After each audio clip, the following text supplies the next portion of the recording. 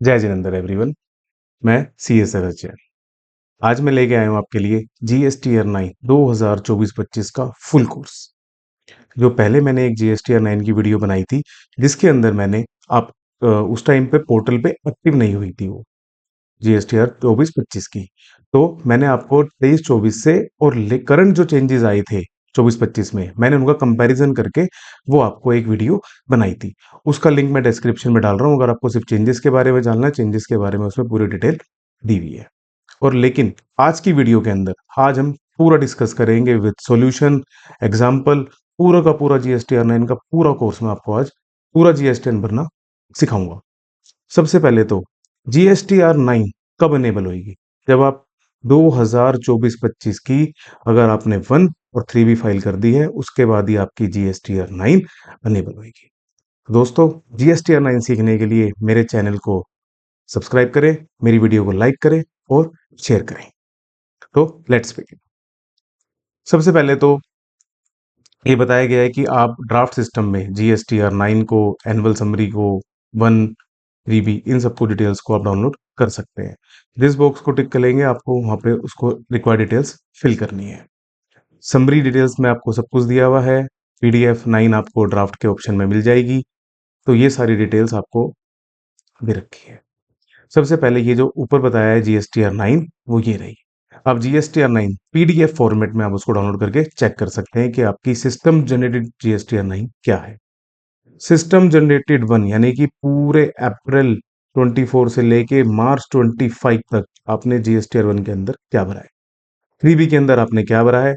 Table 8 है जो आप 2B के अंदर आपका डाटा आ रहा है वो यहाँ पे 8A के अंदर आएगा। इसमें एक न्यू चीज भी है कि अगर हम 24-25 यानी कि 2024-25 की अगर हम 9 भर रहे हैं और अभी करंट ईयर 2025-26 चल रहा है, अगर आपने कोई ITC आपके 2B में 24-25 में नहीं आया, पर वो 25-26 में शो हो रहा है, यानी कि रेलेवेंट पीरियड में, यानी कि अभी अप्रैल से लेके अक्टूबर 2025 तक, तो वो भी आपका इस 8A की टेबल में आ जाएगा। अगर आपने डाउनलोड कर ली है तो उसको फिर से डाउनलोड कर ले, आपकी डिटेल्स इसमें शो हो जाएगी। एक नई टेबल इसमें ऐड हुई है, टेबल 12 GSTR1, और विद HSN डिटेल्स इसके अंदर एक कंसोलिडेटेड समरी बना के यहाँ पर डाल दी गई है। ठीक है फ्रेंड्स। और सबसे बड़ी बात, GSTR9 भरने की लास्ट डेट है 31 दिसंबर 2025। तो आपके पास अभी सफिशिएंट टाइम है, आप अपनी GSTR9 को फाइल कर सकते हैं। तो अब आप एक पेन और कॉपी साथ में लेके बैठ जाएं और जो जो मैं आपको पॉइंट्स कहूंगा आप पॉइंट्स को नोट डाउन करते रहें। और सबसे बड़ी बात इसमें ये चीज है कि अभी आपके पास पूरा का पूरा नवंबर है। अगर आप GSTR9 की रिकॉन्सिलेशन बना लेंगे अपनी, तो आपको ये आइडिया लग जाएगा कि अगर कोई ITC आप क्लेम करना भूल गए थे पिछले साल में और आपको लगता है कि वो एलिजिबल ITC है आपका, अभी आप 30 नवंबर 2025 तक वो क्लेम कर सकते हैं। तो अभी आपके पास पूरा का पूरा 1 महीना है। और अगर आप विद इन 30 नवंबर से पहले पहले अगर आप उसको क्लेम कर लेंगे, तो वो आपकी रिटर्न के अंदर, मतलब आप उसको पिछले साल 24-25 में क्लेम कर पाएंगे। ठीक है फ्रेंड्स। ओके। तो सबसे पहले हम यहाँ पे टेबल पे चलते हैं, टेबल नंबर 4 पे। इसके बहुत सारे अभी गवर्नमेंट ने न्यू FAQs दिए हैं, तो वो FAQs में डिस्कस नहीं कर रहा। आई एम एंज्यूमिंग कि आपने सारे FAQs पढ़ लिए हैं, पर मैं जैसे जैसे टेबल्स ओपन करूंगा मैं आपको सिखाऊंगा, मैं आपको रेलेवेंट उस FAQ के बारे में भी बता दूंगा। तो आपको साथ के साथ अगर FAQs लेके बैठने हैं तो आप लेके बैठ सकते हैं। हम साइड बाय साइड जब टेबल डिस्कस करेंगे तो आपको कोई इशू नहीं आएगा। सबसे पहले हम फ्रेंड्स यहाँ पे चलेंगे टेबल नंबर 4 पे। टेबल नंबर 4 है details of advances inward and outward supply made during the financial year on which taxes payable. Now this is table number 4। इस टेबल नंबर 4 के अंदर आपकी वो डिटेल्स आएंगी जो आपकी आउटवर्ड सप्लाई यानी कि जो आपने सेल करी है उसके रिगार्डिंग टैक्सेबल वैल्यू और टैक्सेस के बारे में वो बताएगा।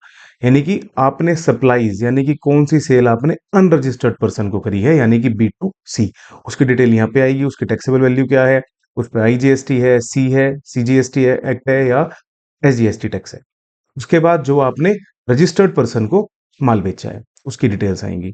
जीरो रेटेड यानी कि एक्सपोर्ट वाली डिटेल्स आएंगी। और अगर आपने कोई एसईजेड को पे एसईजेड में सप्लाई करी है तो वो आएंगी, कोई एक्सपोर्ट करा है, डीम्ड एक्सपोर्ट करा है तो वो आएगा। और साथ की साथ advances on which tax has been paid but invoice has not been issued, यानी कि वो ये कहना चाह रहा है कि कोई एडवांस आपको मिला था, advances on which tax has been paid and but invoice has, कोई एडवांस आपको मिला था जिसपे आपने टैक्स तो पे कर दिया बट अब तक इनवॉइस इशू नहीं करा है, उसकी डिटेल यहां पर आएंगी। Inward supply on which tax has to be paid through RCF, यानी कि कोई आपने रिवर्स चार्ज मैकेनिज्म के थ्रू अगर आपने कोई टैक्स पे करा है, रिवर्स चार्ज मैकेनिज्म यानी कि जीटीए की सर्विस, कोई एडवोकेट की सर्विस, इन सारी सर्विसेज पर, बहुत सारी सर्विसेज पर आरसीएम लगता है, तो उसकी डिटेल्स यहां पर आएंगी। Supplies on which e-commerce operator is required to pay tax as per section 9(5) including amendments if any e-commerce operator to report। ये यहाँ पे G1 में अमेंडमेंट आई है। इसके बारे में बताया गया है कि कोई भी अगर ई कॉमर्स ऑपरेटर ने सप्लाईज करी है, कोई अमेंडमेंट भी डाली है उसने, तो ई कॉमर्स ऑपरेटर उसको यहाँ पर रिपोर्ट करेगा अगर वो 9(5) का पार्ट है। जैसे कि अभी रिसेंट अमेंडमेंट जो 22 सितंबर को आई थी उसमें लोकल डिलीवरी बॉय की सर्विस को भी आरसीएम में इंक्लूड करा गया था। तो अगर कोई ऐसी कोई सर्विस है जो 9(5) के अंदर जारी है तो वो आपकी सर्विस यहाँ पर आएगी। ये हमारा सारा का सारा टोटल एच वाली टेबल में यहाँ पर आ गया है। उसके बाद अगर आप देखेंगे तो credit note issued in respect of transactions B2E का, अगर कोई अपने क्रेडिट नोट इशू करे हैं तो वो यहाँ है, डेबिट नोट इशू करे हैं तो यहाँ पे आएंगे, कोई अपने अमेंडमेंट के थ्रू कुछ करा है, रिड्यूस करा है, वो यहाँ पे आएगा और उसके बाद आपका टोटल आ जाएगा। तो ये तो भी हमारे table number 4। Next move to table number 5। So friends, table number 5 यहाँ पर बात करता है details of outward supplies made during the financial year on which tax is not payable. कोई ऐसी आउटवर्ड सप्लाई जिसके ऊपर टैक्स पेबल नहीं है, यानी कि आपकी एग्जम्प्ट सप्लाई है, रिलेटेड सप्लाई, यानी कि जो आप अब ये आपकी जीरो रेट सप्लाई है जिस पे टैक्स नहीं है, वो यहाँ पे आएंगी। As apply to SEZ without payment of tax on which tax will be paid by the recipient on reverse charge basis. कोई ई कॉमर्स ऑपरेटर वाला पॉइंट कोई 9(5) के अंदर है तो वो यहाँ आएगा exempted, related, non GST supply, तो वो यहाँ पर सारी रिपोर्ट होंगी। कोई क्रेडिट नोट है, डेबिट नोट है, कोई आपने सप्लाई अमेंडमेंट के थ्रू डाली है, अमेंडमेंट्स के थ्रू डाला है, कोई लेस करा है आपने, वो यहाँ आएगा। इस तरह से अब आपकी टेबल नंबर 4 और 5 का जो टोटल होएगा वो यहाँ पे सारा शो हो जाएगा, यानी कि टोटल आपकी आउटवर्ड सप्लाईज है। Okay friends, now let's move to table number 6 जिसमें अमेंडमेंट भी है, एफएक्यूज के अंदर भी बहुत कुछ बताया गया है। Let's move. Now move on to table number 6, details of ITC avail during the financial year. इस टेबल के अंदर बहुत सारी अमेंडमेंट्स हैं तो इसको ध्यान से सुनना और आप चीजें नोट भी कर सकते हैं। टेबल नंबर 6 कॉलम नंबर है total amount of input tax credit availed through form 3B sum of total of 4A of form 3B, यानी कि जितना आपने आईटीसी अवेल किया था फॉर्म 3B में वो सारा यहाँ पर ऑटो पॉपुलेट हो गया है। उसके बाद जो अमेंडमेंट आई है A1, वो डाला है उन्होंने ITC of any preceding financial year availed in the financial year which is included in 6A other than reclaim. उसको ध्यान से समझे। कोई आईटीसी यानी कि अभी हम किसकी रिटर्न फाइल कर रहे हैं, जी 24-25 की। तो जो 24-25 में आपने सारा का सारा क्लेम कर लिया, यानी कि कोई पिछले साल 23-24 का भी था और वो स्पेसिफाइड पीरियड, यानी कि आप अभी अप्रैल 24 से लेके आपने अक्टूबर या नवंबर 24 तक अगर आपने कोई क्रेडिट अवेल करा है पिछले साल का, जो कि आप एलिजिबल हैं ऐसा करने के लिए, तो वो भी आपके 3B में ही आ रहा होगा। उसमें से वो पूछ रहा है ITC of any preceding financial year availed in the financial year which is included in 6A above, यानी कि कोई 23-24 का आपने 24-25 में क्लेम कर लिया है तो वो आपको A1 टेबल में दिखाना है और उसको आपको हटाना है, क्योंकि पहले तो वो टोटल आ रहा था, अब आपको उसको नेट करके दिखाना होगा, यानी कि A2 टेबल के अंदर जो आएगा वो दिस माइनस दिस, वो यहाँ पे आपका A2 टेबल में शो हो जाएगा, यानी कि इतना क्रेडिट आईटीसी आप अवेल कर सकते हैं 24-25 में। और यहां पर साथ साथ क्या लिखा है, अदर देन रिक्लेम, ये एफएक्यू में भी है, इसका एक एग्जांपल भी है, मैं आपको वैसे समझाता हूं। लेट सपोज आपने कोई आईटीसी क्लेम करा जब आपने आईटीसी क्लेम करा, लेट सपोज आपने वो 500 का आईटीसी क्लेम कर लिया। अब उसके बाद आपने 500 का आईटीसी उस टाइम पे आपने क्लेम करा वो अप्रैल 24 में, लेकिन आप उसकी पेमेंट सितंबर 24 तक नहीं कर पाए और आपको एज पर रूल 37 उसको रिवर्स करना पड़ा। आपने पहले क्रेडिट क्लेम किया था और फिर आपने उसको रिवर्स कर दिया, लेकिन जब आपने रिवर्स करा तो आपने नेक्स्ट फाइनेंशियल ईयर यानी कि 25-26 में जब सप्लायर को पेमेंट करी, तब आपने उसको फिर से क्लेम कर लिया। यानी कि कब क्लेम करा? अब आपने लेट्स सपोज क्लेम करा मई 25 में। तो वो अदर देन रीक्लेम की बात कर रहा है, यानी कि पहले आपने क्लेम करा, तो जब आपने क्लेम करा वो आपका यहां पे टेबल नंबर ए में वो आ गया। अब उसके बाद फिर आपने वो रिवर्स कर दिया। जब रिवर्स कर दिया तो फिर वो आपका टेबल नंबर 7 में चला जाएगा। टेबल नंबर 7 में एज पर रूल 37 में आ जाएगा और वो यहां पर, लेकिन वो इस कॉलम में नहीं आएगा क्योंकि वो अदर देन रीक्लेम है। वो आएगा टेबल नंबर 6 के एच कॉलम में। वो यहां पर आएगा amount of ITC reclaimed under the provisions of the. समझ गए फ्रेंड्स? ओके, तो अब हम चलते हैं नेक्स्ट पर। ये आपको समझ में आ गया। उसके बाद सेकंड टेबल में आता है inward supply other than imports and inward supply is liable to reverse charge but includes services from SEZ. तो जितनी भी आपने इनवर्ट सप्लाई करी है वो आपकी यहां पर आएगी, इनपुट कैपिटल गुड्स और इनपुट सर्विसेज। वो आपको टोटल करना पड़ेगा, अपना रिकॉन्सिलेशन बनाना पड़ेगा, वो आप वैल्यूज यहाँ पे पुट ऑन कर सकते हैं। अगर कोई अनरजिस्टर्ड पर्सन से है तो वो यहाँ पे शो करेगा, अगर रजिस्टर्ड पर्सन से है तो वो आपको यहाँ पे डालना पड़ेगा। इंपोर्ट ऑफ गुड्स है तो वो यहाँ पे आएगा, अगर इंपोर्ट ऑफ सर्विसेज है तो यहाँ पे आएगा, अगर वो input tax credit received from ISD है तो वो यहाँ शो होएगा। अमाउंट ऑफ रिक्लेम मैं आपको समझा चुका हूँ। अगर कोई डिफरेंस हुआ तो वो यहाँ पे आएगा, ट्रांजिशन है तो यहाँ पे आएगा, और साथ के साथ आईटीसी अवेल्ड थ्रू आईटीसी 1 2 2 है वो यहीं आएगा। ये इसके अंदर कोई चेंज नहीं है, बस ये बात यहाँ पर एक्सप्लेन के थ्रू बता दी गई है। उसके बाद टोटल आ जाएगा और यहाँ पे आ जाएगा टोटल आईटीसी अवेल, कितना आपने आईटीसी अवेल करा। सो ये है टेबल नंबर 6। तो फ्रेंड्स, हमने टेबल नंबर 4, 5 एंड 6 कर लिया है। Now we move on to table number 7 जो बताता है details of ITC reversed and ineligible ITC for the financial year. तो जो आईटीसी आपने रिवर्स करा था और जो आईटीसी आपका इनएलिजिबल है फॉर द पीरियड 24-25 की, क्योंकि हम तो 2024-25 की जीएसटी 9 कर रहे हैं, उसमें वो बताता है कि अगर आपने कोई आईटीसी रिवर्स करा था यानी कि एज पर रूल 37, यानी कि कोई 180 डेज का आपका आईटीसी था और आप पेमेंट को सप्लायर को पेमेंट नहीं कर पाए थे, वो आपने रिवर्स करा, यहाँ पर आएगा। क्योंकि जो हम बात कर रहे थे अभी टेबल नंबर 6 में, जो टेबल नंबर 6A1 में लिखा हुआ था, यानी कि अगर आपने कोई आईटीसी क्लेम करा फिर रिवर्स करा, क्योंकि वो अदर देन रिक्लेम वाली अमाउंट टेबल नंबर 6A1 के अंदर आएगी। टेबल नंबर 6H में कौन सी थी? जो रिक्लेम करा है। अगर आपने रिवर्स करा फिर क्लेम करा तो वो 6H में रिपोर्ट होगा। ओके फ्रेंड्स, यानी कि करंट फाइनेंशियल ईयर का ही, ठीक है। तो एज पर रूल 37 वो 180 डेज वाला पॉइंट मैंने आपको बता दिया है। उसके बाद एज पर रूल 37A इसके अंदर आएगा, यानी कि सप्लायर ने जीएसटीआर 1 तो फाइल कर दी लेकिन 3B फाइल नहीं करी, उसने टैक्स पे नहीं करा। तो जो जीएसटीआर 1 में आपने 2B में आपके शो हो रहा था, आपने वो क्रेडिट ले लिया, तो आपको उसको 37A में रिवर्स करना पड़ेगा। रूल 38 में कौन से आते हैं? रूल 38 में आते हैं कि जो 50% आईटीसी रिवर्स करना पड़ता है बैंकिंग और फाइनेंशियल इंस्टीट्यूशंस को, वो यहाँ पे आएगा।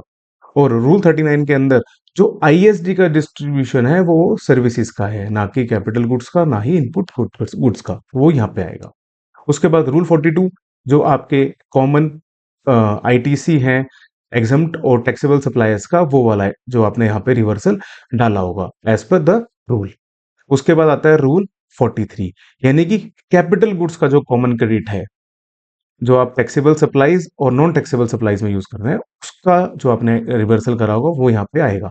17(5) यानी कि नेगेटिव लिस्ट के अंदर कोई आईटीसी है तो वो रिवर्सल यहाँ पे आएगा, और अगर कोई रिवर्सल है ट्रांस 1 का या ट्रांस 2 का तो वो यहाँ पे आएगा। अगर कोई एनी अदर रिवर्सल है तो वो आपको यहाँ पर लिखना है कौन सा रिवर्सल है, और आपको फिगर्स यहाँ पे आप डाल सकते हैं। तो आपका टोटल आईटीसी रिवर्स यहाँ पे शो कर जाएगा। तो आपका 6 के बाद जो net ITC available for utilization बचेगा वो यहाँ पे शो हो जाएगा कि आपने कितना आईटीसी क्लेम करा, उसमें से कितना रिवर्स करा, आप नेट क्या बचा। ओके, सो फ्रेंड्स, हम एक बार समराइज कर लेते हैं। हमने टेबल नंबर 4 कर लिया है, 5 कर लिया है, 6 कर लिया है, 7 कर लिया है। अब हमारी टेबल नंबर 8, 9, 10, 11, 12, 13, 14, 15, 16, 17, 18। तो फर्दर मूव करने से पहले मैं आपको टेबल टेबल 8A के बारे में कुछ बताना चाहूंगा, जो हमारे एफएक्यू में भी है। टेबल 8A के अंदर डिटेल्स एक्सेल में भी आती हैं, आप एक्सेल में डाउनलोड कर सकते हैं, और 8A यूआई ऑनलाइन के थ्रू भी कर सकते हैं, लेकिन दोनों की डिटेल्स डिफरेंट हो सकती है। लाइक जैसे जो आउटवर्ड सप्लाई है, उसके अंदर आरसीएम की डिटेल होती है, तो आरसीएम की डिटेल एक्सेल में तो आएगी, बट वो ऑनलाइन वाले में नहीं आएगी। साथ ही साथ अगर आपने आउटवर्ड सप्लाई को नॉर्मल चार्ज में डाल दिया, अगर वो और था, बाद में अमेंडमेंट करी, आपने उसको रिवर्स चार्ज में डाला अमेंडमेंट के बाद, तो वो टेबल 8 की एक्सेल में शो करेगा। उसके बाद हो सकता है कि आउटवर्ड सप्लाई डालते हुए आपने उसको रिपोर्ट कर दिया आईजीएसटी में, लेकिन बाद में पता चला प्लेस ऑफ सप्लाई तो हमारा वो सी और एस का था, तो एक तरह से वो इनेजिबल आईटीसी में आ गया। तो जब वो वाला भी 8A की एक्सेल में शो करेगा, ऑनलाइन में शो वो नहीं करेगा। उसके बाद आपने कोई आउटवर्ड सप्लाई को अमेंड करा, यानी कि वो हमारी 2024-25 का पार्ट था, ठीक है, और आपने उसको 25-26 में रिपोर्ट कर दिया क्योंकि आप अपनी सेल डालना भूल गए थे, तो वो वाली अमेंडमेंट भी टेबल 8A की एक्सेल वाली में आएगी। ये हमें ध्यान रखना है। उसके बाद ऐसे ही वाइसा वर्सा, अगर कोई 25-26 में हमने रिपोर्ट कर दिया था वो 24-25 का, तो वो भी आपके एक्सेल में आएगा, ना कि आपके 8AUI ऑनलाइन के अंदर।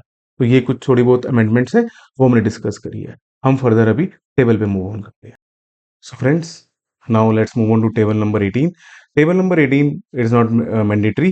तो यहाँ पर आप, अगर आप चाहें तो आप H S N wise summary को, इनवर्ट सप्लाई की समरी को यहाँ पर एच एस एन वाइज डाल सकते हैं कि आपने कितना माल परचेज करा एच एस एन वाइज, उसकी समरी डालने की, इस एच एस एन से इतना माल टोटल टैक्सेबल वैल्यू का माल परचेज करा, उसकी डिटेल आप यहाँ भर सकते हैं। और आप चाहे तो H S N wise outward supply, उसकी समरी भी यहाँ डाल सकते हैं। तो ये टेबल मैंडेटरी आपको भरने ही पड़ेंगे, तो वो मैं आपको बता देता हूँ इसको आप कैसे फिल आउट करेंगे। Friends, I have taken some hypothetical example. मैंने एक एग्जांपल लिया है, जैसे कि मैंने लेट सपोज एक एच एस एन कोड डाला 840610। तो अब हमें यहाँ पे एच एस एन कोड की डिटेल डालनी है, जैसे मैंने यहाँ पे प्रीफिल करी भी आपके लिए। उसके बाद मुझे डालना है कि वो पीसीज में है या कौन सी उसकी ड्रम्स में है, किलोग्राम्स में है, कैसे। लेट्स सपोज मैंने किलोग्राम सेलेक्ट कर लिया। टर्बाइंस फॉर मेरीन पॉपुलाइजन, ये हो सकता है कि हमारे लीटर में भी हो सकता है, या एनीथिंग कैन बी, ठीक है। उसके बाद यहाँ पे कितनी क्वांटिटी है, उसकी टैक्सेबल वैल्यू क्या है, इसके ऊपर क्या रेट ऑफ टैक्स है, 5 है, 12 है, वट एवर, आईजीएसटी लगा, सीजीएसटी लगा, कितना आई लगा, कितना सी लगा, कितना एस लगा, वो आपको डालना है और यहाँ पर ऐड कर देना है। इसी तरह सारे एचएसएन की समरी आपको यहाँ पर डालनी पड़ेगी इन टेबल नंबर 70। तो फ्रेंड्स, अभी मैंने टेबल नंबर 10, 11, 12 एंड 30, अभी मैं इसको ले रहा हूँ, 10, 11, 12 एंड 13। उसके बाद हम लेंगे टेबल नंबर 14, 15 और 16 को। उसके बाद फिर हम मूव करेंगे टेबल नंबर 8 और 9 के ऊपर। तो टेबल नंबर 10 के अंदर आएगा supplies tax declared through invoices debit note amendments. कोई अमेंडमेंट्स के थ्रू अगर कोई आपने सप्लाई डाली है तो वो यहाँ पे आएगी, कोई लेस करी है तो वो यहाँ पे आएगी। और ITC of the financial year reversed in the next financial year. कोई आपने आईटीसी करंट यानी कि 24-25 का फाइनेंशियल ईयर का आईटीसी जो आपने रिवर्स करा अगले साल के फाइनेंशियल, यानी कि अगले साल अगर आपने उसको रिवर्स करा, यानी कि 25-26 इस साल। लेट सपोज कोई मई 24 में आपने कोई आईटीसी को क्रेडिट क्लेम कर लिया था, और उसके बाद आपने 25-26 की जून में आपने उसको रिवर्स कर दिया, तो जो आईटीसी रिवर्स करा वो आपको यहाँ पर शो करना होगा। उसके बाद ITC of the financial year availed in the next financial year. था तो आईटीसी हमारा वो 24-25 का, लेकिन आज मान लो अक्टूबर चल रहा है, आपने उसको अक्टूबर 25 में आपने उसको क्लेम करना है, तो वो यहां शो होगा। लेट सपोज फ्रेंड्स, मैं इसी एग्जांपल को आपको बताता हूं, यानी कि टेबल नंबर जो हम टेबल नंबर जो हमने टेबल नंबर 6 करी थी, ठीक है। टेबल नंबर 6A1 में क्या आया था कि जो आपने टेबल नंबर 6A में क्लेम करा है उसमें से जो पिछले साल का था, प्रीसीडिंग ईयर का था, वो हटा दो। समझिए ना। लेकिन ये क्या बात कर रहा है कि जो था तो हमारा इसी साल का, आपने क्लेम करा अगले साल में, तो वो यहां पर आएगा। वहां तो लेस करवा दिया पिछले साल वाला तो, लेकिन करंट ईयर वाला जो आपने अगले साल में लिया उसको वो 24-25 वाली में क्लेम करवा देगा। आ गया फ्रेंड समझ में? मैं दोबारा समझाता हूँ। ITC of the financial year, यानी कि 2024-25 का कोई आईटीसी था जो आपने अवेल करा 25-26 के ईयर के अंदर, यानी कि एलिजिबल जो, यानी कि जैसे टाइम पीरियड होता है हमारा अप्रैल टू नवंबर, यानी कि अप्रैल 2025 से लेके हम नवंबर 2025 तक हम उसको आईटीसी को क्लेम कर सकते हैं। जैसे कि क्वार्टरली वाले भी हैं, तो क्वार्टरली वालों को तो जो अक्टूबर में जो उनकी सेकंड क्वार्टर की जो रिटर्न जाएगी उसी में उनको क्लेम करना होगा, क्योंकि उसके बाद तो उनके पास ऑप्शन ही नहीं है। ओके, तो टेबल नंबर 12, 11, 12 एंड 13 हम कर चुके हैं। Now move on to table number 14। तो टेबल नंबर 10 और 11 में हमने कोई अमेंडमेंट डाली थी, या प्लस करा था या उसको रिड्यूस करा था। अगर कोई डिफरेंशियल टैक्स बनता है तो आपको यहाँ पे करना होगा। आईजीएसटी में तो यहाँ पे, सी में है तो यहाँ पे, एस में है तो यहाँ पे, सेस है तो यहाँ, इंटरेस्ट है तो यहाँ। अब यहाँ पर एक अमेंडमेंट आई थी, यहाँ पर डिफरेंस ऑफ कॉलम ऐड हुआ है, पेबल और पेड में से कितना पेबल था कितना आपने पेड कर दिया, वो डिफरेंस आपको यहाँ पर ऑटो पॉपुलेट होके शो करेगा। Friends, now let's move on to table number 8। Video थोड़ी लंबी रहेगी, लेकिन वो आपके सारे के सारे पॉइंट नोट करते रहें। टेबल 8 मोस्ट इंपोर्टेंट टेबल है। So let's start. सो यहाँ पर ITC as per to be, जो आपका पूरे फाइनेंशियल ईयर 24-25 का जितना भी टोटल आईटीसी टू बी में आ रहा था, वो सारा का सारा ऑटो पॉपुलेट होकर यहाँ पर आ गया है। आईटीसी एज पर सम ऑफ 6 बी, जो आपने टेबल नंबर 6 बी में फाइल किया था, आईटीसी जो आपने क्लेम किया था वो सारा का सारा शो यहाँ पे हो जाएगा। उसके बाद वो बात करता है ITC of inward supply other than import inward supply but including reverse charge during financial year but availed in the next financial year to a specified. कोई ऐसा आईटीसी इनवर्ट सप्लाई के ऊपर जो आपको मिल तो 24-25 में गया था, लेकिन आपने वो अवेल्ड करा अगले फाइनेंशियल ईयर में, यानी कि 25-26 स्पेसिफाइड पीरियड तक, यानी कि अप्रैल 2025 से लेके नवंबर 2025 तक जो आपने आईटीसी क्लेम किया है, था तो वो 24-25 का, पर आपने क्लेम करा अगले फाइनेंशियल ईयर यानी कि स्पेसिफाइड पीरियड में, तो वो आपको यहाँ पर शो करना है। उसके बाद फिर वो बात करता है आईटीसी अवेलेबल, कोई डिफरेंस होगा तो यहाँ पे वो शो कर जाएगा। कोई आईटीसी अवेलेबल था नॉट यूटिलाइज था वो यहाँ पे आ जाएगा, आईटीसी अवेलेबल इनएलिजिबल था तो वो यहाँ पे आ जाएगा। अब वो बात करता है IGST paid on import of goods, कोई आईजीएसटी आपने इंपोर्ट पे पे करा है तो वो यहाँ पर शो होगा। अब इसके बाद इसमें एच पॉइंट में अमेंडमेंट है, IGST credit availed on import of goods as per 6E above in the financial year. अब वो बात करता है कोई उसको बाइफरकेट करके वन में ले गए हैं, यानी कि उसकी बात कर रहा है ITC credit availed on import of good in next financial year. कोई आपने माल इंपोर्ट करा, आईजीएसटी का माल आया मार्च में, मान लो 28 मार्च को माल आया, उस पर आईजीएसटी आपने पे कर दिया नेक्स्ट फाइनेंशियल ईयर में यानी कि अप्रैल में, तो वो आपको यहां पर शो करना है। और साथ की साथ टेबल नंबर 13 में भी, यानी कि ITC of the current financial year but availed in the next financial, table number 13 में भी रिपोर्ट होगा और यहाँ भी रिपोर्ट होगा।